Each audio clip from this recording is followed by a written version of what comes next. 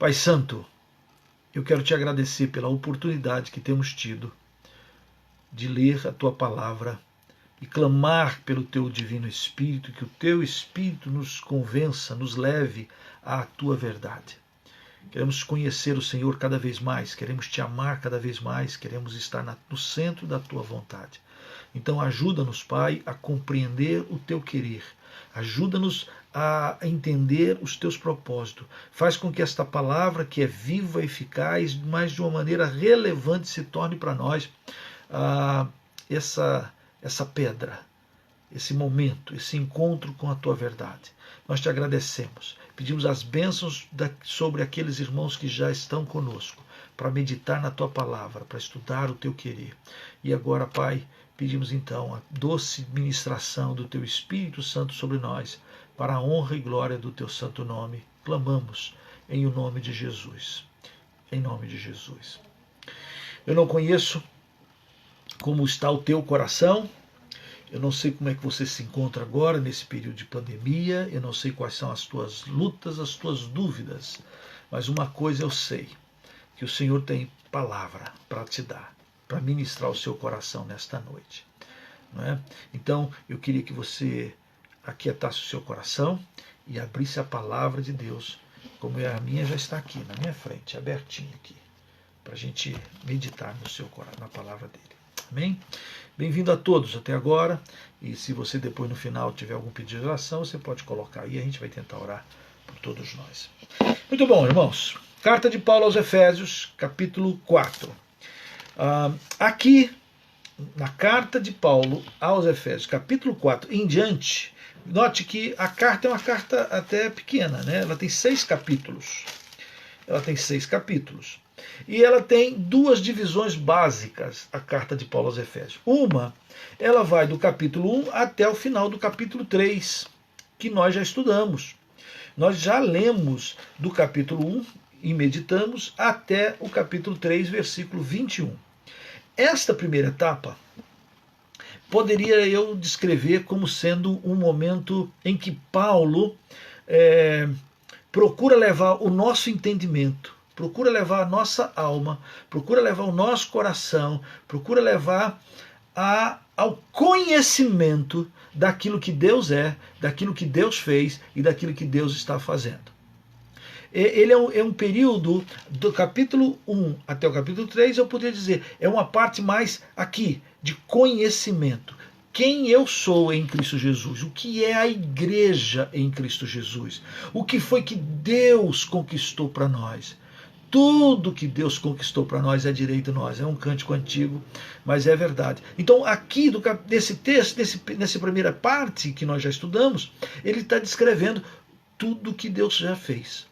Né? Desde antes da criação, no seu eterno propósito, no seu pensamento, no seu planejamento, no seu propósito, desde lá, quando ele está pensando em você, pensando em mim, amando-nos, nos conhecendo, nos adotando em Cristo Jesus.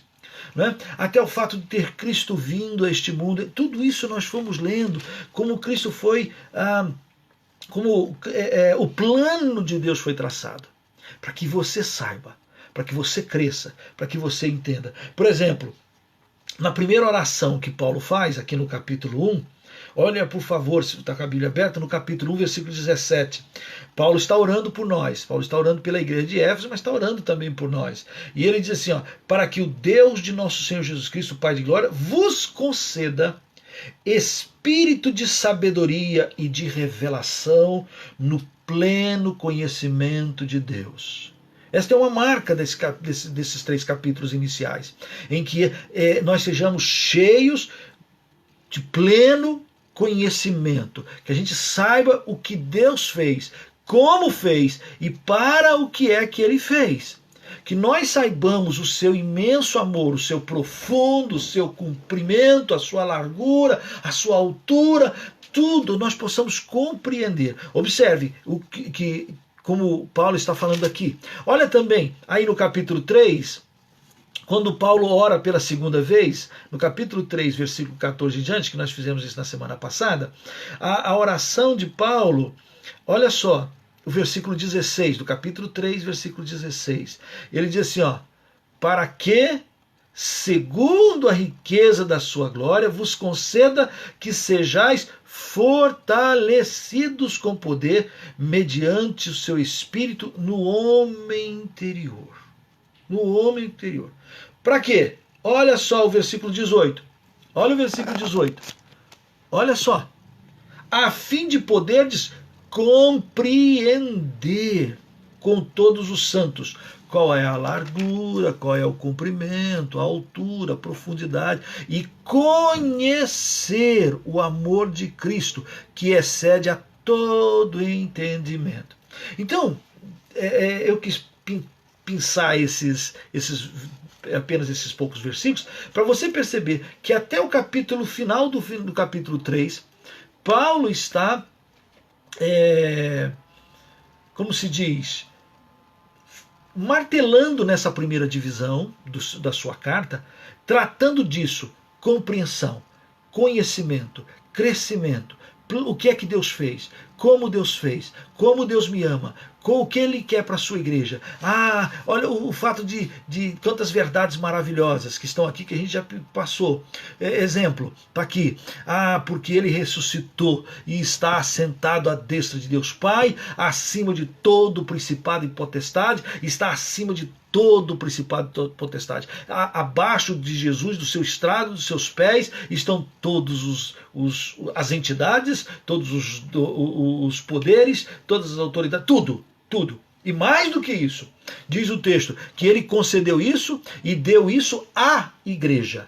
A igreja está assentada com ele. E como eu faço parte da igreja, como você faz parte do corpo de Cristo, olha, ele quer que você saiba, você é corpo de Cristo. Você não é uma pessoa qualquer. Você, no dia que você entregou a sua vida para Jesus, ou no dia que você entregar a sua vida para Jesus, você fazer parte do corpo de Cristo. Você não é apenas ligado a um clube, não, você faz parte de um ser vivo, Cristo vivo, o corpo de Cristo. E mais, diz que você é da família de Deus. Capítulo 2, versículo 19, diz que nós agora somos concidadãos dos santos e nós somos da família de Deus. Família de Deus. Né? Isso é o que Paulo está dizendo. Olha que privilégio maravilhoso Deus deu para você e para mim. Que privilégio Deus comprou. Como o Senhor fez. Isso é maravilhoso. E Paulo vai falar mais ainda, vai dizer, olha, vocês não estão mais longe, vocês foram aproximados, vocês agora estão dentro, fazem parte da promessa de Deus a Abraão, vocês agora fazem parte da família de Deus, vocês são comprados pelo sangue do Senhor. Olha que coisa fantástica.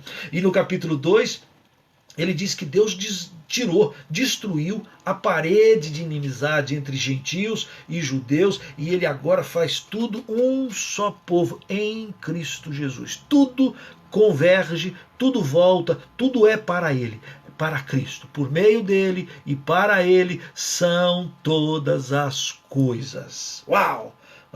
Que glória! Então até aqui ele está dizendo que grandiosa salvação, que grandioso amor de Deus Pai, que plano maravilhoso, que poder maravilhoso ele concedeu a você e a mim. Ele diz aqui no versículo, eu gosto fantástico desse capítulo 2, versículo 6, que diz assim, e juntamente com ele nos ressuscitou e nos fez assentar nos lugares celestiais em Cristo Jesus.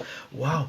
Cristo está assentado acima de toda autoridade. Abaixo dos seus pés estão todos os principados, dominadores. Nada é maior do que Jesus. E ele diz que eu e você, por causa de Cristo, por causa do seu sacrifício, por causa do seu imenso amor, nós estamos ali, ó. Ali. Assentado com Cristo, acima. Ele nos deu a autoridade em Cristo Jesus. Então, ele conquistou e nos chamou e nos desafiou para uma nova família, uma nova vida. Nós fazemos parte. Esta é a igreja, a multiforme graça que Deus concedeu ao seu próprio corpo. E é o nosso ajuntamento. Eu sozinho não sou igreja. Você sozinho também não é igreja. É um equívoco algumas pessoas dizerem por aí assim, porque eu sou a igreja. Não, você não é. Você faz parte. Se você é de crente de Cristo Jesus, você tem que entender que nós fomos chamados não para separação, não para eu sozinho. Não, nós somos chamados para o convívio, nós somos chamados para o corpo, nós somos chamados para a igreja. Nós somos pedras que vivem, nós precisamos uns dos outros, nós precisamos uns dos outros. A igreja é reflexo disso. Nós precisamos uns dos outros, uns dos outros, uns dos outros. Não é? Esse é o processo. Pois bem, quando terminamos na semana passada, Paulo estava novamente orando por nós, e nós já falamos sobre isso, para conhecer esse profundo, essa grandeza. E aí, Paulo terminou no versículo 21 com uma exaltação de glória, de adoração ao Senhor. Olha o versículo 21 do capítulo 3. Não é? Olha aí, por favor. Diz assim: a ele seja glória. Não é? Isso é um versículo de adoração tremenda, né? Ele diz: a ele, ao Senhor, ao Deus, nosso Deus Pai, ao Espírito, a Jesus, a ele seja glória na igreja, em Cristo Jesus, por todas as gerações. Pegou a gente. Nós estamos aqui dentro. Nós estamos aqui. Por isso que essa carta de Paulo aos Efésios é para aqueles irmãos primeiramente, mas também me alcançou, te alcança, e vai alcançar também gerações futuras. E aqui é o princípio, como devemos fazer. Pois bem, então se até o versículo 21, e aí Paulo termina com esse glorioso amém, se até o versículo 21 Paulo está tratando daquilo que é para a gente saber, conhecer e dar glória por aquilo que ele conquistou por nós, né? Se é para a gente dar glória por tudo que ele conquistou, e é verdade, esse é o nosso papel e o nosso momento. Agora, a partir do capítulo 4, versículo 1, Paulo muda a tônica, Paulo muda a intenção, ou melhor, a intenção não, ele muda agora o foco. Ele não mais está pensando apenas em que você tem que saber, ou compreender, ou crescer, ou não. Agora ele está querendo, como se dissesse assim, o que é que eu faço com isso? Entende? Uau, eu sou filho de Deus, eu fui adotado, Ele me ama desde a eternidade, Ele pensou em mim, Ele pensou em você, Ele não se esquece de mim, não se esquece de você. Né? Ele está lá, Ele é o Senhor, que coisa. Tá aí, o que eu faço com isso? O que eu faço com isso? Porque a partir agora, Paulo vai falar e vai mudar os termos, e vai mudar os textos, e vai mudar os verbos. Olha só o versículo 1 do capítulo 4. Está com a sua Bíblia aberta? Capítulo 4, versículo 1. O que diz agora? Rogo-vos, pois, eu, o prisioneiro no Senhor. É fantástica a maneira como Paulo se expressa. Primeiro, essa expressão rogo-vos, esse rogar, é uma expressão... Paulo usa muito isso. Ele usa esse Romanos capítulo 12, versículo 1, rogo-vos, pois, irmãos. Esse rogar tem um peso de não é só súplica, mas é como se colocasse a nós debaixo de um grande peso de responsabilidade. Não é? É como se Paulo diz, gente, aquilo que Deus fez por mim e por você, aquilo que Deus preparou, aquilo que Deus planejou, é tão profundo, é tão sublime, é tão divino, é tão acima de todas as expectativas, que o simples fato de você não levar isso a sério, isso é uma vergonha, isso é um desplante. É interessante que o autor aos Hebreus usa muito essa expressão sobre julgai vós com o mais rigoroso castigo vai merecer aquele que calcou o Espírito, que desprezou o Espírito, aquele que abandonou. Oh, como isso é duro! Como é que pode alguém que sabendo do poder de Deus, do Evangelho, despreza esse Evangelho, despreza esse amor, ou se por duas pessoas lá que falavam lá contra da lei, eu era condenado à morte, ainda mais quando você desprezar, enfim, é um peso de participação. E aí ele usa essa expressão de urgência, mas também de Paulo dizer, gente, é maravilhoso demais o que Deus preparou para você e para mim. Como é que eu posso desprezar? Não posso. Então eu suplico, eu rogo, eu me prostro. Essa é a urgência de Paulo. Eu rogo-vos. Não é? É uma súplica. É uma súplica carregada de exigências. Rogo-vos, pois, eu, diz Paulo, prisioneiro no Senhor. Interessante que prisioneiro está preso. Essa é a expressão, ele está preso. Mas esse prisioneiro, ele fala duas coisas. Ele está preso porque ele está fisicamente preso mesmo, encarcerado, e não pode sair caminhando. Mas ele diz que ele está preso no Senhor, e a prisão no Senhor faz ele livre. E aqui ele usa a expressão, eu, prisioneiro do Senhor, rogo-vos que andeis de modo digno da vocação que fostes chamados. Então preste bem atenção, porque agora não é mais apenas uma questão de conhecimento. E aí eu vou dizer uma coisa para você.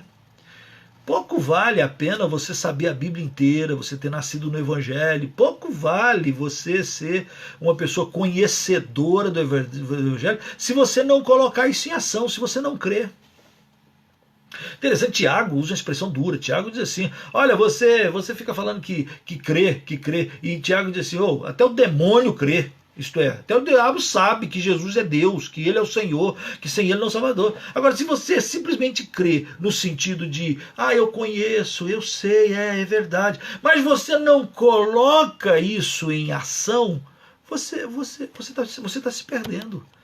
Você está sendo prejudicado nessa história. Por isso que agora Paulo passa para a prática da vida. Daí o capítulo 4 até o final, Paulo está dizendo, como é que eu vivo debaixo desse imenso amor? Como é que eu coloco em prática? Como é que eu demonstro? Como é que eu exercito? Como é que eu digo, eu sou mesmo do meu amado é meu, eu sou de Jesus, eu creio nele, ele é meu Senhor, eu quero viver para a sua honra, para a sua glória. Como é que eu vivo? Essa é a tônica. Por isso que Paulo diz, andeis. E a expressão vai falar nisso, essa movimentação, né? Andar. Você vai para lá, vem para cá, faça isso, faça aquilo outro. Você vai no mercado, você vai na escola, você vai na sala, você vai no quarto, você vai no shopping, você vai para o trabalho, você vai, enfim, para onde você for, você vai para o campo missionário, você fica, onde você for, ao andar. Nesse andar, ande de modo digno do chamado, da vocação, do chamado. Andar de modo digno. Notem que até aqui, Paulo vem falando que Deus pensou em você desde a eternidade, que Deus te amou de uma maneira tão profunda, e você e eu estávamos tão perdidos, que ele enviou o seu único filho, e esse filho, o Senhor, que nós chamamos de Jesus, o Yeshua, ele veio e ele nasceu aqui em manjedoura, não tinha onde reclinar a cabeça, foi crucificado em nosso lugar, morreu na cruz, chorou, gemeu, clamou, sentiu a nossa dor, se tornou esse sumo sacerdote que pode se compadecer de nós, porque sabe as nossas dores e limitações, porque em tudo foi tentado. E foi até a cruz, e não desobedeceu, e não pecou, e caminhou, e viveu. Olha que coisa gloriosa! Nós fomos comprados, diz o apóstolo Pedro, pelo precioso sangue de Cristo. Então você tem que viver de modo digno desta chamada, dessa vocação. Ele olhou para você, ele te amou e te chamou. Ele olha para você, ele te ama e ele diz, filho meu, dá-me teu coração. É chamado. E nós só somos dele porque ele te amou. Então você abre o seu coração e vai andar de modo digno. Em outras palavras, qual é a prática da minha vida? Qual é a prática da minha existência? Como é que um crente vive? Como é que eu, como crente, tenho que viver? Pela glória que Cristo fez, por tudo que o Senhor fez por nós? Como é que eu devo manifestar na terra? Como é que deve ser a prática na minha existência? Estou sendo repetitivo, não é? Mas é isso mesmo. Quero que você force isso na sua mente, no seu coração. Porque o texto vai dizer sobre isso. Daqui para frente, Paulo vai tratar disso. Olha só como é que ele diz. Como é que um crente tem que andar? Como é que a igreja tem que andar? Diz o versículo 2. Versículo 2 diz assim, ó. Com toda humildade e mansidão, com longanimidade. Humildade. Você sabe que Deus resiste aos soberbos, mas dá graça aos humildes. Dá graça aos humildes. Você sabe que algumas pessoas que não são crentes até chegam a dizer, porque crente é muito metido, muito orgulhoso. Até fala que, não entendendo, eles falam que a gente é assim porque a gente diz que a gente é salvo. Os outros não são perdidos. Eles não conseguem compreender que nós somos salvos por meio da graça, e isso não vem de nós, não é uma bênção minha, no sentido que eu sou muito bom, que eu mereça a salvação. E pelo fato de eu saber que eu não mereço, eu não tenho nenhuma autoridade para me tornar soberbo, mas sim humilde. Andar em humildade e mansidão. Controle-se. Domínio próprio, mansidão, temperamento. Interessante, Jesus fala um pouco disso. Bem-aventurados os mansos, porque herdarão a terra. Mansidão. Longanimidade é a expressão para longo ânimo, isto é, mantenha o foco. Isso mesmo, Roberto. Jesus era manso, tranquilo, sereno, equilibrado, com longo ânimo, longanimidade. Isto é, você permanecer fiel, animado, sereno, com alegria, com coração, amando mesmo quando não é amado, perdoando quando não é perdoado, com longanimidade. Vai passar. E vamos sair dessa mais fortalecido. Essa é a marca de crente. Suportando-vos uns aos outros em amor. Suportar uns aos outros em amor significa o outro, ele tem suas debilidades. O outro tem suas dificuldades. O outro tem problema. Eu também tenho. Então, ao mesmo tempo que eu suporto o outro também me suporta. Assim como o outro tem suas dificuldades, eu também tenho as minhas dificuldades. E eu preciso de gente que me suporte, que me dê, que me aguente, que ore por mim, que caminhe comigo. E assim como tem gente que precisa que eu caminhe suportando-vos uns aos outros em amor. Versículo 3, nesse suporte de um amor, o versículo 3 diz assim, esforçando-vos diligentemente. Olha, cuidado, planeje, pense direitinho.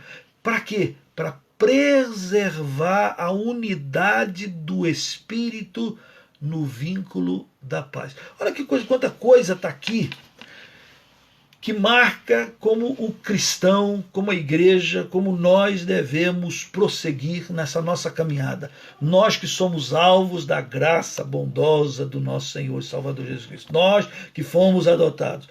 Como devemos agir? E isso você decora. Pastor, eu não sei, eu não sou humilde. Aprenda a ser, querido. Se quebrante. Aprenda a entender que nada vem a não ser do Senhor. Ele é a razão da nossa existência. E que Deus dá graça aos humildes, mas resiste aos soberbos. Soberba é o contrário. Soberbo já é você achar que já é o rei da cocada preta, tá certo? E aqui quando você diz, Senhor, eu preciso de ti.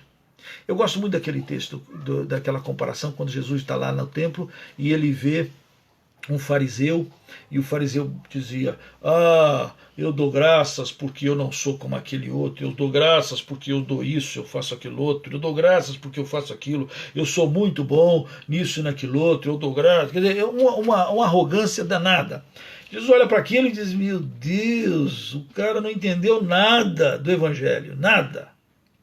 Aí olha para o outro, diz o texto lá, batendo no peito, gemendo, batendo no peito, dizendo: ah, pecador, eu não mereço, eu não sou nada, eu preciso totalmente dele. E aí e Jesus diz: aquele desceu resolvido com Deus, em paz, transformado.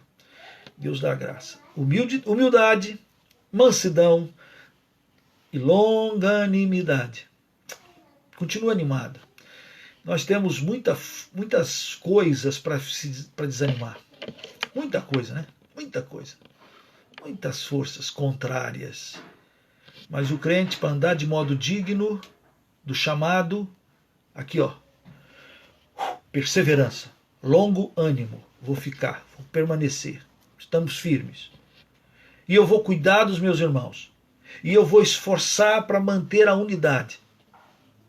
Interessante, porque mesmo que nós somos muitos e de muitas igrejas, nomes de igrejas espalhados por esse Brasil todo, na verdade, olha o que Paulo diz aqui, ó.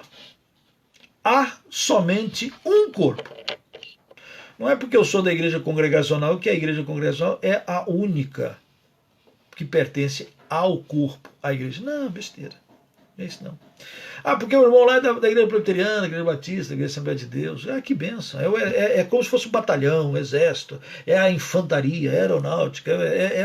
Tá bem, tá bem. É como se fosse isso. Mas há um só corpo, há uma só forças armadas. Há um só corpo. É disso que ele está dizendo. Há uma só igreja.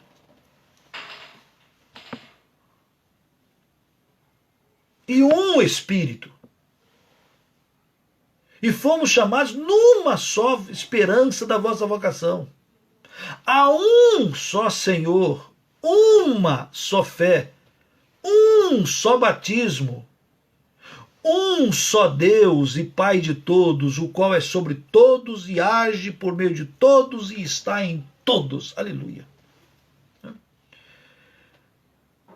Como é que vive-se de modo digno se a gente não consegue preservar o vínculo dessa unidade? Veja que há uma diferença entre unidade e uniformidade. Uniformidade é aquele que algumas pessoas confundem, né? Então diz assim: ah, aquela igreja, a nossa igreja, todo mundo não corta cabelo. Ó, na nossa igreja todo mundo vem de terno. Ó, na nossa igreja todo mundo vem de sei lá. E vamos inventando coisas. E diz que todo mundo tem que ser daquele jeito. Então todo mundo, ó, crente é assim. Quando você chega na igreja você faz isso. Quando sai faz aquilo outro. E aí, olha, então a gente dá receitas e para que isso? Isso é uma tentativa de uniformizar a coisa. Mas a Bíblia não fala de uniformizar. A Bíblia fala de nós somos. Interessante porque tem gente que e daqui a pouquinho nós vamos falar sobre isso, se é que o tempo vai nos permitir hoje, se não hoje, mas na próxima quarta-feira, que Deus concedeu dons. Então, no corpo tem gente que é mão, e tem gente que no corpo que é dedo. Tem gente que no corpo que é braço, tem gente no corpo que é nariz, tem gente no corpo que é ouvido, tem gente no corpo que é coração, tem gente no corpo que é perna, joelho, não é? Corpo, somos corpo, temos as nossas diferenças, mas todos nós trabalhamos de modo digno para preservar a unidade desse corpo. Porque o corpo é de Cristo, é o evangelho do Senhor Jesus. Há um só Senhor. E hoje em dia fica parecendo que tem. Ah, eu não vou naquela igreja porque aquela igreja tem. Tá bom, querido. Pode até ser que certos lugares o Senhor esteja tristinho. Se você pega lá o livro de Apocalipse, você vê lá Jesus andando no meio dos candeeiros. E lá em Apocalipse tem aquelas 7 igrejas, tem igreja boa e tem igrejas horrorosas. Tem igrejas que ele está a ponto de vomitar. Mas mesmo assim, o Senhor Jesus continua no meio do candeeiro. E ele é aquele que aperta e vai lá. Qual é a responsabilidade sua e minha? A nossa responsabilidade é a gente andar de modo digno. Porque quanto melhor eu ando, quanto melhor eu expresso a minha fé, quanto melhor eu demonstro o amor de Deus para comigo, quanto melhor é a igreja. Melhor a igreja. Quantas vezes eu já ouvi pessoas falarem assim, não vou mais lá na igreja não, porque tem crente caloteiro, crente que compra e não paga, crente que isso e aquilo outro. Quantas vezes as pessoas deixaram de seguir a Cristo porque alguém do corpo de Cristo causou escândalo? Não é à toa que a palavra de Deus diz que, Paulo mesmo vai falar aos Coríntios, que o escândalo vem, é necessário que venha, é impossível o escândalo não vir. O escândalo vem, mas ai daquele por meio de quem o escândalo vem. Entende? Sempre é verdade. Porque quando alguém faz uma besterol danada e causa um escândalo, ali até serve para aqueles que são de Jesus. Não. Por mesmo que fulano, beltrano, aquele pastor, aquela irmã fez uma lambança, é verdade que ele fez a lambança, mas o Senhor Jesus, ele é o Senhor, ele continua sendo Deus. Então eu continuo sendo e continuo olhando para ele, eu continuo crendo nele, eu continuo amando. Ponto. Então o escândalo tem um lado bom, mas o escândalo causa quedas, sofrimento, gente que abandona o evangelho porque de alguma forma foi escandalizado. Por que foi escandalizado? Porque alguém que, se dizendo cristão, crente, andou de modo indigno do chamado, da vocação, do evangelho de Jesus. Não é? Praticou coisas inconvenientes. É gente arrogante em vez de ser humilde. É gente que não tem domínio próprio. É gente que não tem paciência. É gente que não cuida do outro. É gente que não luta pela unidade. Que vive a quebrar e vive a querer destruir. Não. O Senhor fez tudo isso para que a gente possa viver de modo digno. Andar de modo digno. Andar de modo digno. Olhem, por favor, que Paulo agora, a partir do versículo 7, ele vai falar sobre essa preocupação que a gente tem uns com os outros. Essa preocupação pela unidade. Eu ando de modo digno, significa que eu ando lutando por esta unidade. Olha o versículo 7. A graça foi concedida a cada um de nós, segundo a proporção do dom de Cristo. A graça foi concedida a cada um de nós. Olha que coisa fantástica, porque o que significa aqui é que cada um de nós, ninguém deixou de receber a visitação da graça do Senhor Jesus. E essa graça trouxe para mim e para você capacitação, que a Bíblia chama de dom. A graça foi concedida a cada um. Por isso diz, versículo 8, quando ele subiu às alturas, quando Jesus subiu às alturas, levou cativo o cativeiro e concedeu dons aos homens. Dons aos homens. Ora, o que quer dizer subiu, senão que também havia descido até as regiões inferiores à terra? Aquele que desceu é também o mesmo que subiu acima de todos os céus para encher todas as coisas. E ele mesmo, né, novamente esse texto traz a centralidade de Cristo. Ele é aquele que desceu, e é aquele que subiu, e é aquele que concedeu. E ele que enche todas as coisas. E ele concedeu. Nem todo mundo são apóstolos. Nem todo mundo são profetas. Nem todo mundo são evangelistas. Nem todos são pastores e mestres. Então ele mesmo concedeu uns para apóstolos, outros para profetas, outros para evangelistas, outros para pastores e mestres, outros para. Para quê? Qual é o propósito dele conceder isso? E por que ele não dá tudo para nós. Isto é, por que eu não tenho tudo? Mais uma vez, eu não tenho tudo, porque no corpo eu não sou tudo. Eu participo, eu preciso, né? Eu compartilho aquilo que recebo, eu compartilho aquilo que tenho, segundo o dom de Deus. Então, a uns Deus chama para alguma coisa. Eu me lembro que quando eu fazia seminário, lá no seminário onde eu estudava, eu tinha certeza que eu tinha chamado porque eu queria aprender a palavra de Deus. Eu me sentia muito burrinho, muito incompetente, e eu não sabia onde meter as Bíblias, então eu falei assim, vou para o seminário, que lá no seminário eu vou aprender mais rápido. É verdade. E eu passei, então fui estudar. Mas no meio do meu estudo, tinha lá uma professora que dava aula de música. E aí apareceu lá a abertura, olha, quem quiser estudar, quiser aprender teclado, aprender música e tal. E eu pensei cá comigo, eu realmente vou precisar. Eu não sei como é que vai ser a minha vida, eu não sei se e é importante o louvor e a adoração. Então, quer saber de uma coisa? Eu vou aprender música também. E eu vou aprender teclado. Tá bom. E aí eu me inscrevi, já gastei dinheiro lá, paguei a taxa lá e tal. Então eu tinha que estudar a parte de livros e tudo mais, mas também queria aprender música. Ok. E fui lá, então me esforçava. Chegava lá, o professor passava lá uma música, eu ficava ding, bing, bing, tô tentando achar as notas. Tá. Aí um mês treinando, aquele negócio cansativo, treinando, eu pensei, mas uma hora eu aprendo direito, e vou fazendo. Tá bom. Aí um dia a professora falou assim, olha, tal dia vai ser audição. Porque aí comecei a tremer, já comecei a ficar nervoso. E quando chegou a hora da audição, que a gente tinha que tocar não só para ela, mas para os outros seminaristas, e eu já pensando, nossa, eu vou sair daqui, o povo vai cair matando em cima de mim. Né? Já comecei a tremer.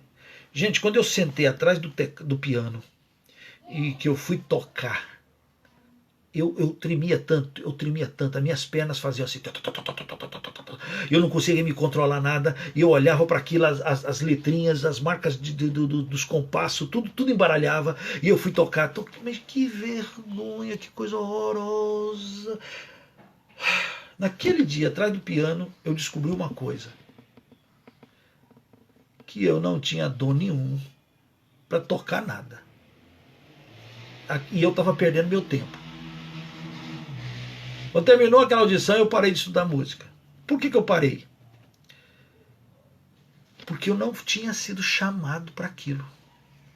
Eu tinha sido chamado para a palavra, não para tocar. Então eu admiro quem toca, eu admiro quem canta bem, eu admiro e louvo ao Senhor porque eles existem. Então Deus concedeu uns para, outros para. Né? Por quê? Qual é o propósito? Porque nós somos o corpo de Cristo. Ele nos ajuntou. Como é que a gente vive de modo digno? É com essa preocupação com o corpo de Cristo. Olha só o versículo 12, presta atenção. Porque se você ama Jesus, você tem que estar encaixado aqui, você tem que entender. Ele me ama, Ele concedeu para mim capacitação, Ele me deu ministério, Ele me deu dons, Ele me deu serviço. Eu não posso ficar aqui preocupado apenas com a morte da leitoa. Eu não posso apenas ficar preocupado com as coisas desse mundo. Eu preciso também desenvolver os meus dons e os meus talentos que o Senhor me deu. Você não pode enterrar os teus talentos. Foi Deus que deu. Você não pode enterrar os teus dons. Você não pode querer deixar para depois. Querido, esmere-se, aproveite, coloque-se nas mãos do Senhor e deixa Deus agir. Você pode até perguntar, Senhor, o que é que eu tenho para fazer? Qual é o meu dom? Quais são os meus dons? Qual é o meu? Ou quais são os meus dons? Ninguém tem todos e ninguém deixa de ter nenhum. Né? Então eu preciso desenvolver, eu preciso colocar em prática, eu preciso servir ao Senhor. Como devo eu fazer? Olha o que diz aqui o texto de Efésios capítulo 4, versículo 12. Anda de modo digno do Evangelho. Anda de modo digno do qual você foi chamado. Você foi chamado para quê? Você foi chamado para ministro de louvor? Você foi chamado para oração? Você foi chamado para pregação? Você foi chamado para socorro? Você foi chamado para ministério? Qual é o teu ministério? Você foi chamado para quê? Para escrever? Você foi chamado para ensino? Você foi chamado para contribuir? Você foi chamado para quê? Foi chamado para a salvação, mas só para ficar parado? Não. Você foi chamado, então desenvolva. Ah, pastor, eu estou velho demais. Ô, querido, se você tivesse velho demais, você já estaria lá com Covid, lá no céu. Mas como você está aqui na terra, porque Deus tem coisa para você. Abra seu coração, abra sua casa, abra sua vida. Use aquilo que Deus tem te dado para a salvação de outras vidas. Dobre o teu joelho, pergunte, Senhor, o que você tem que fazer, porque Ele concedeu dons. Para quê? Diz o versículo 12.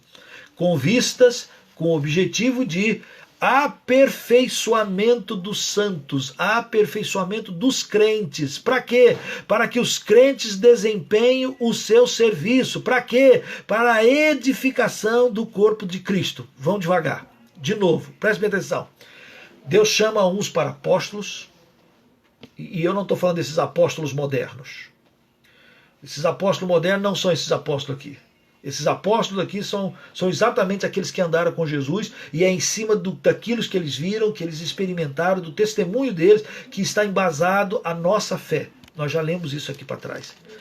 Nossa fé está embasada no ensinamento dos apóstolos e dos profetas. São esses. E Deus é que chamou aqueles. Você lembra? Jesus andava e olhava lá e falava para Pedro: venha, e eu vou fazer de você pescador de homens. E Pedro começou a seguir. Passou na frente lá e viu lá um coletor de impostos. E falou: Eli, ou Mateus, venha, deixa. E o cara larga tudo e começa a seguir Jesus. Ele vai chamando para ser os seus apóstolos, seus enviados, os seus missionários.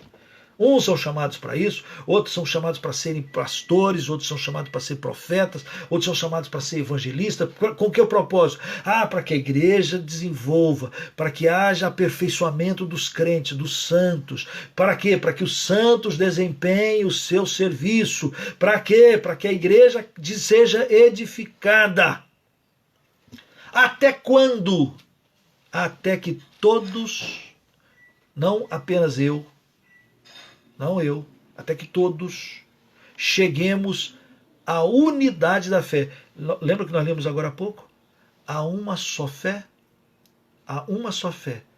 Mas o que o Paulo está querendo é que a gente cresça de tal maneira que nós tenhamos uma unidade da fé. Isso significa que ainda tem umas diferenciações, e o propósito é que a gente cresça ao pleno conhecimento do Filho de Deus. Tem gente que conhece um pouco de Jesus, tem gente que conhece um pouco mais, tem gente que conhece muito de Jesus, mas tem gente que conhece, como Paulo. E tem gente que não conhece nada de Jesus. E tem gente que pensa que conhece acerca de Jesus. E tem gente que conhece de Jesus erradamente.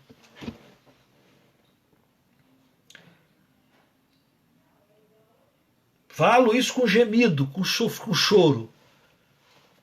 Tem pastores, tem igrejas que ensinam coisas que você fica envergonhados.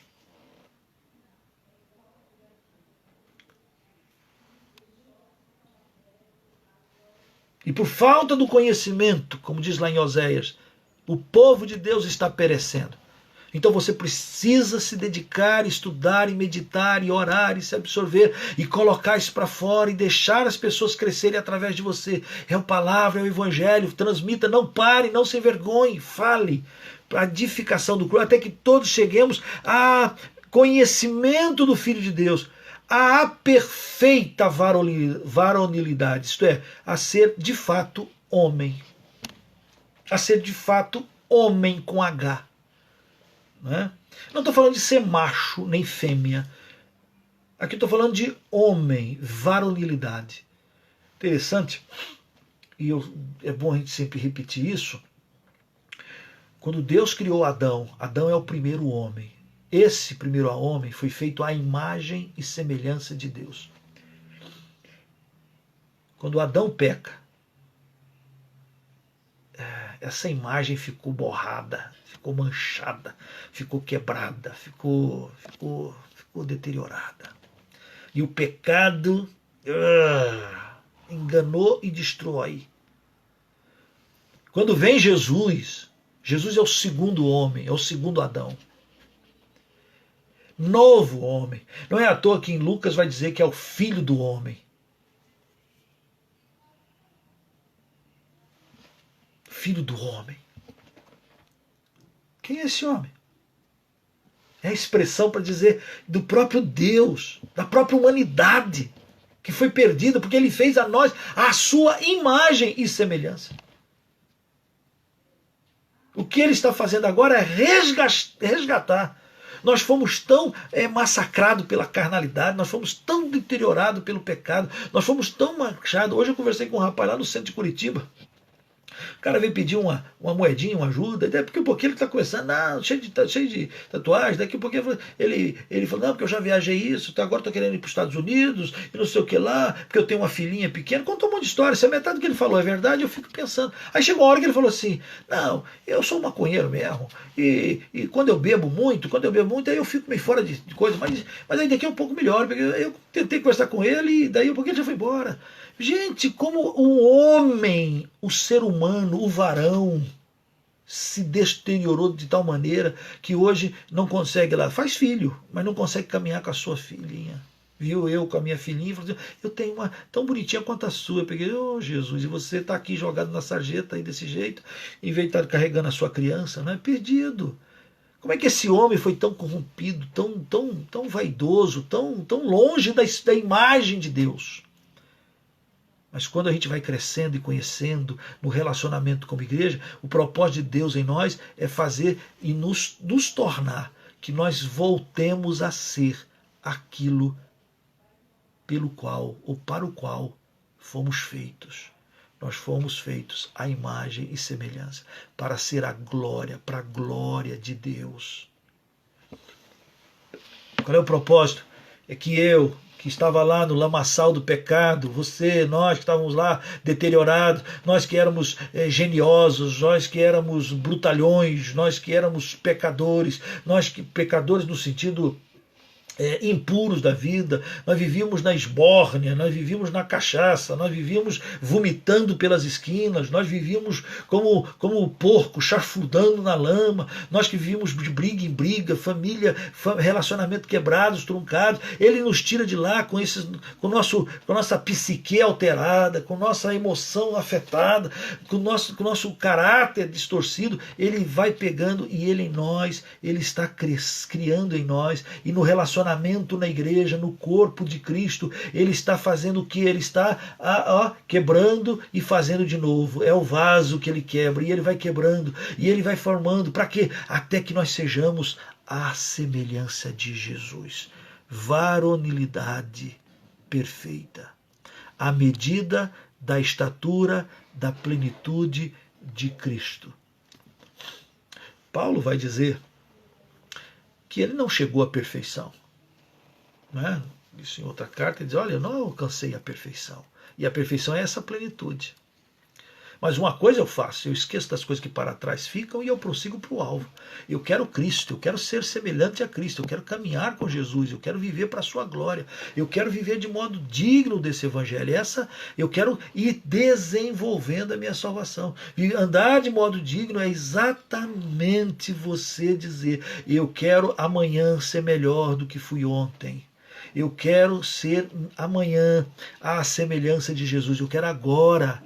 Eu quero esquecer das lambanças que eu já fiz no meu passado, dos erros. Eu queria fazer o bem. Lembra daquele texto de Paulo que ele diz em Romanos? Eu quero fazer o bem. E eu miro. Eu quero acertar. E aí o bem que eu quero fazer, eu erro. Eu faço mal.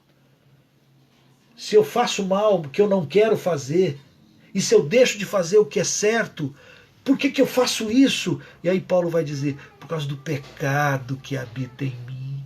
Quem me livrará do corpo dessa morte? Graças a Deus por Cristo Jesus, nosso Senhor. Então, Cristo, no corpo de Cristo, está fazendo o quê? Nos preparando para ser melhor. Para que é a igreja? A igreja não é o lugar dos perfeitos. A igreja não é o lugar das pessoas que não erram. A igreja não é o lugar dos sacrossantos. A igreja não é o lugar daqueles que se que se presumem ser alguma coisa. Se você pensa que não peca, já pecou. Então, quer dizer, a igreja não é esse lugar. A igreja é um lugar de pecadores que foram lavados pelo sangue de Cristo, que querem ser melhores. Por que eu vou à igreja? Porque eu quero ser melhor. Eu vou à igreja porque eu quero aprender mais um pouco. Eu vou à igreja porque eu quero ouvir um pouco mais. Eu vou à igreja porque eu quero trazer à memória o que pode me dar esperança. Eu vou na igreja porque eu quero me alimentar. Eu vou na igreja porque eu quero desenvolver a minha fé. Eu vou na igreja porque eu quero ajudar meu irmão. Eu vou na igreja porque quando eu ajudo, eu estou crescendo. Quando eu estou crescendo, esse é o propósito de Deus. E eu quero ser sempre igual a Jesus. E se quando eu caio, eu choro, eu peço perdão, eu me arrependo e me levanto e caminho e vou para frente e vou até a plenitude. Meu alvo é Cristo. Meu alvo é Cristo. A medida da estatura da plenitude de Cristo. E quanto mais eu desejo, quanto mais eu cresço, quanto mais eu quero ser como ele, diz o versículo 14 da carta de Paulo aos Efésios, capítulo 4, versículo 14, para que não mais sejamos como meninos, agitados de um lado para o outro e levados ao redor por todo o vento de ensinamento, de doutrina, e pela artimanha dos homens e pela astúcia dos que induzem ao erro, mas seguindo a verdade em amor, cresçamos em tudo naquele que é o cabeça, Cristo. Mais uma vez, andar de modo digno é crescer. Né? E aí, quanto mais eu me desenvolvo isso, quanto mais eu me coloco à disposição, quanto mais eu luto para ter essa unidade de fé, quanto mais eu luto pelo Evangelho, mais eu vou sendo um cara mais maduro. Como é importante ter crentes firmes, que não são agitados, que não são como crianças que correm para um lado para o outro, de um lado, e não tem segurança, não tem firmeza. Como é bom você dizer, eu sou do meu amado e o meu amado é meu. Eu posso não estar entendendo o que está acontecendo. Eu me lembro daquele momento em que Jesus, em João, ele diz que quem não comer a minha carne, não beber o meu sangue, não tem parte comigo. Aí o pessoal se escandaliza e muitos vão embora, muitos abandonam. E aí ele olha para os discípulos e diz, vocês também não querem ir embora? E os discípulos, Pedro é que fala, e Pedro diz assim, Senhor, nós não estamos entendendo o discurso está meio pesado para nós, esse negócio de, parece canibalismo, né? Parece que é como se Pedro, mas para quem iremos nós? Se só tu tens as palavras de vida eterna. Estamos vivendo tempos difíceis, mas eu vou sair do rumo, eu vou deixar a igreja, eu vou deixar de ter comunhão, eu vou ficar só na minha casa, eu vou ficar só no meu cantinho, eu vou ficar com medo de ir na igreja, porque hoje está muito engraçado, o pessoal vai no supermercado, o pessoal vai, tem que se cuidar. Aí quando chega na hora de ir na igreja, o pessoal pensa assim, não, é melhor não ir, porque tem que ter prudência, então eu não vou na igreja. Quer dizer que você pode comprar, porque Deus, você pode ir no supermercado, porque Deus vai te proteger. Você pode ir na rua, no banco, que Deus vai te proteger. Você pode pegar um ônibus, que Deus vai te proteger. Você pode andar no comércio, porque Deus vai te proteger, porque você precisa. E aí de repente você pensa, não, eu não preciso de ouvir a palavra. Você não precisa ouvir a palavra de Deus. E você acha que para ouvir a palavra de Deus você não vai ser guardado pelo Deus da palavra? E aí você não cresce. Olha como a gente fica às vezes como meninos. E aí a gente vai para tudo quanto é evento de doutrina, a gente não sabe direito o que a Bíblia quer, a gente não sabe, olha, ali tem uma coisa maravilhosa, vamos para lá, vai para lá, Aí, não, agora vamos para lá. Olha, tem algo novo acontecendo em tal lugar. Então fica nesse vento para lá e para cá. Muda de um lado, muda de um para outro. Vento de doutrina. Tem gente que anda atrás de novidades. E lamentavelmente, o evangelho do Senhor Jesus não é o evangelho da novidade. A doutrina é a mesma. Aliás, Paulo chega a dizer, se alguém pregar evangelho que vá além do que nós temos anunciado, seja maldito, anátema. Se vier um anjo do céu, tem um anjo no altar, tem um anjo na porta, tem um anjo do céu, e pregue alguma coisa que vá além do que... Quer dizer, o evangelho está aqui, está determinado.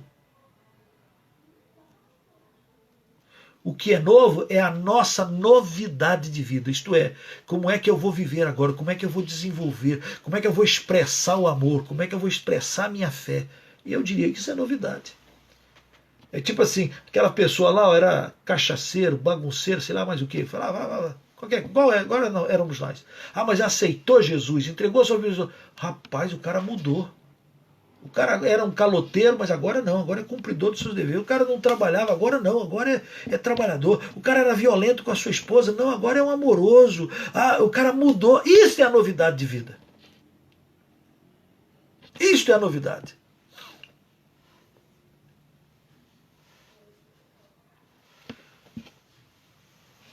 Porque nós estamos enfrentando gente que fazem artimanhas para nos afastar da palavra de Deus. Artimanha dos homens. Pela astúcia de gente que induz ao erro.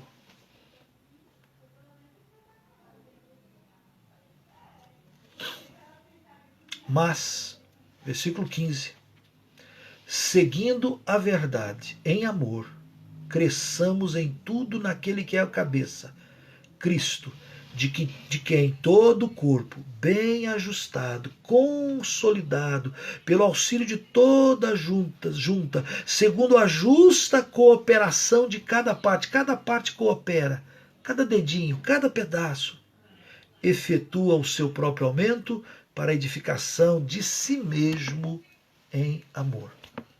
Isso é a igreja. Essa é uma das razões de sermos cristãos. Não dá, então, para a gente dizer que é alvo da bênção, que é salvo, que vai para o céu, que ama Jesus, se a gente não andar de modo digno. No nosso relacionamento, ajudando e sendo ajudados. Nós não fomos criados por Deus para vivermos separados e isolados. Nós fomos criados por Deus para depender uns dos outros. Pensa comigo. Para eu nascer, foi necessário que meu pai conhecesse a minha mãe. E os dois se uniram. E lá vai eu, nasci. Então, para que eu estivesse aqui, foi necessário a unidade de duas pessoas. Duas. Quando eu nasci, não sabia andar, não sabia falar, não sabia nada. Eu precisava de alguém que botasse o leitinho, trocasse a fralda, fizesse, caminhasse. Olha, lá vai. E lá levou 10 meses para eu dar os meus primeiros passinhos. E depois, quando começa a caminhar, você ainda precisa de gente para guardar, para proteger, para amparar, para segurar, para tudo, não é verdade? Nós dependemos uns dos outros. Aí a gente vai crescendo e vai ficando um pouco dependente, vai aprendendo, mas estamos ali crescendo juntos. E aí, quando a gente cresce muito, os nossos pais é que ficam mais sem forças e vão envelhecendo. E aí a gente começa a ter que cuidar dos nossos pais. Nós somos carentes e dependentes, nós precisamos uns dos outros, nós precisamos uns dos outros. Nós não nascemos para ficar isolado. Coitado, lamentável é aquele que acha que vive. Entendeu? Ele é o seu reizinho, ele é dono de si, ele precisa. Ele não precisa de ninguém e também não se preocupa com ninguém. Não. Nós somos, desde a da concepção, pessoas que precisam de outros. Na igreja, em Cristo Jesus. Foi Deus que fez. Foi Deus que fez. É a igreja. É o corpo. Lutando juntos pela fé evangélica. Lutando juntos num só espírito, uma só esperança. Lutando junto, diligentemente, porque há um só Pai, há um só Senhor, que age sobre todos, age por meio de todos e está em todos. Dar e receber. Ninguém tem maior amor do que este, dar a sua vida em favor dos seus amigos. Nós precisamos, nós somos uns dos outros. Nós estamos, nós somos. E quando assim vivemos, nós desenvolvemos e nós crescemos. A igreja cresce, o corpo cresce e a glória do Senhor é estabelecida. E nós desenvolvemos, e nós vamos tendo a unidade da fé, a perfeita varonilidade. E nós vamos crescendo à semelhança de Cristo Jesus. Uau! Esse é o propósito, esse é o objetivo. Não perca. Continue lendo se você quiser. Porque no versículo 17, Paulo diz: portanto digo, e no Senhor testifico, que não mais andeis como também andam os gentios. Então Paulo agora vai fazer, e nós vamos ver isso quarta-feira que vem, esse contraponto. Eu tenho que andar de modo digno, mas eu não posso andar. O modelo não são os gentios. O modelo passa a ser Cristo. Como é que eu vivo minha fé? Como é que eu expresso? Como é que as pessoas estão vendo? Quem eu sou? Então, querido, se você crê e ama Jesus, eu quero te desafiar a dizer: Pai, diante de tanta glória, de tanta graça derramada, de tanto amor derramado, diante de tanto sacrifício, o Senhor fez tanto por mim, tanto por mim. Como é que eu faço por ti? Como eu devo andar? Como eu devo me portar? Como eu devo falar? Como eu devo vestir? Como eu devo pensar? Enche meu coração de ti. Não é? Essa é a relação. É dizer: Senhor, enche-me, porque eu quero viver de modo digno do Senhor e do sacrifício.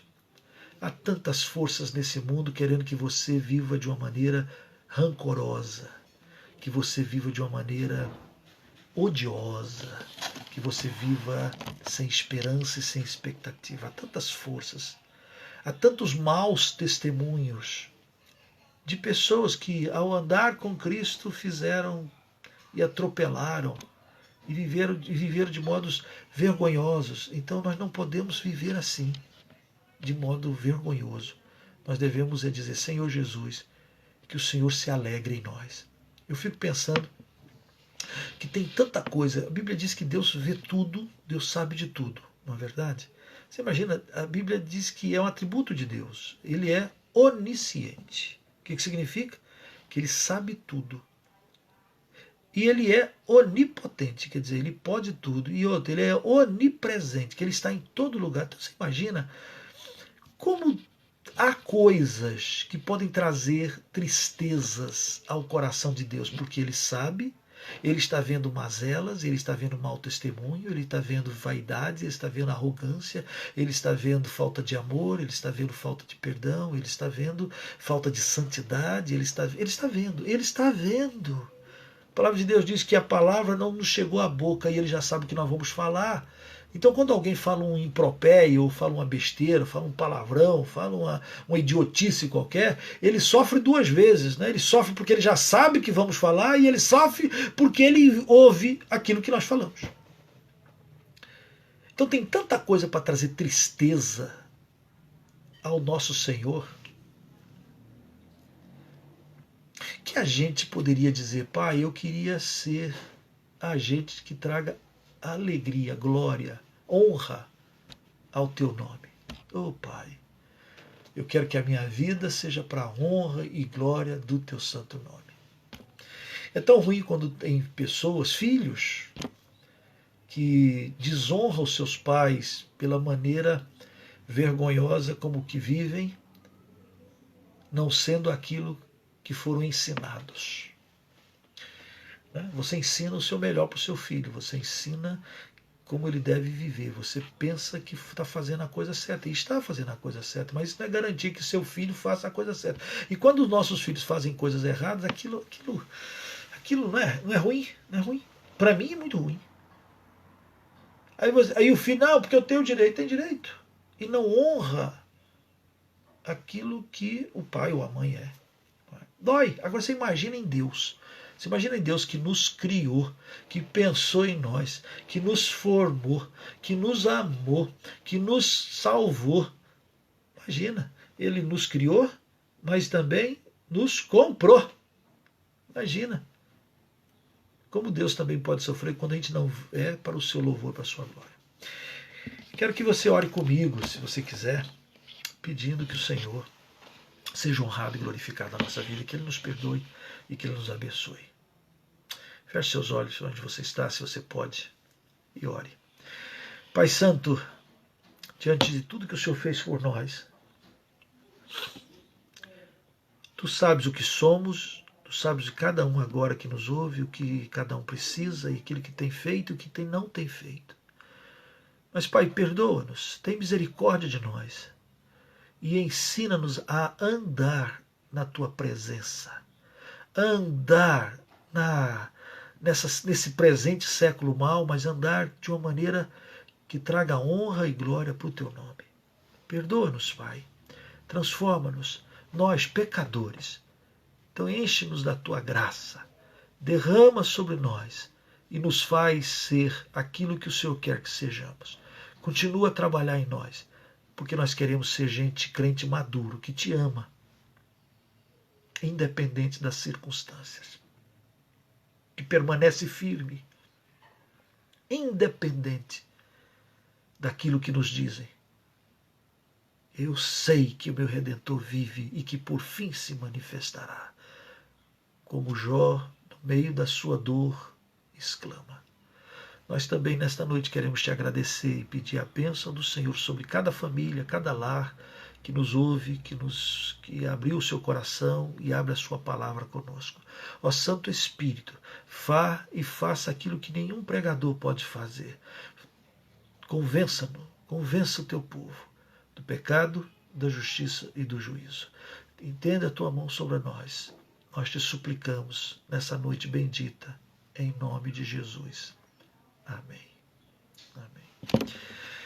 Que Deus te abençoe, querido. Obrigado por você estar conosco até agora e que a palavra possa produzir fruto poderoso na sua vida e que a gente possa ir crescendo junto como igreja. Ore aqui pela Igreja Congregacional de Colombo, que a igreja possa crescer em graça e glória. Ore aqui pelo sul do Brasil, para que gente se levante, pastores, missionários, né, para proclamar o Evangelho. Ore para que Deus faça coisas novas no Brasil. E você pergunte para Deus qual é a tua parte nisso. Qual é a tua parte nisso? E não é só o Brasil. Tem aqui o Uruguai, tem o Paraguai, tem Filipinas. Ó Deus, há tanta coisa para fazer. Então você podia estar orando e perguntando o que é que devemos fazer. Você pode entrar no site da missão Projeto Zero, projeto0.org, e ali tem algumas informações, não muitas, mas tem algumas, e você já pode estar orando e participando. Quem sabe você pode estar conosco lá em Foz do Iguaçu, em janeiro do ano que vem, pregando esse Evangelho, proclamando esse Evangelho, demonstrando esse Evangelho, andando. Quem sabe você pode estar conosco. Planeje para estar lá de 11 a 20, lá em Foz do Iguaçu, onde nós vamos ter um grande impacto missionário. Né? Entre lá no site, tem mais informações. Que Deus te abençoe. Se você pode divulgar, outra coisa que eu te peço é que você pode compartilhar. Se esse texto, se essa mensagem, se esse estudo você se entende da palavra de Deus, você pode também divulgar isso. É uma maneira de você espalhando. Compartilha. Isso vai alcançar outras pessoas com certeza. E também vai poder assistir, as pessoas vão poder assistir lá no YouTube. Se você ainda não se inscreveu lá no canal, entra no YouTube, se inscreva, e isso vai também ajudar a divulgar a palavra do Senhor Jesus. No mais, ore por nós aqui, que a graça do Senhor Jesus seja com todos vós. A quarta-feira que vem, nós continuamos no estudo da carta de Paulo aos Efésios. Eu te convido e eu espero que você convide outros. E amanhã, às 10 horas da noite, pelo Instagram, nós temos o nosso Papo de Missões. Também está convidado para estar conosco. Que Deus te abençoe. Continuamos orando pela Igreja Missionária no sul do país. Isso mesmo, Osni. Estamos orando, pedindo que o Senhor faça um mover poderoso aqui nas igrejas congregacionais e nas outras igrejas aqui no sul do Brasil. Deus te abençoe, que Deus continue a encher o seu coração. Uma boa noite, na paz do Senhor Jesus Cristo. Amém.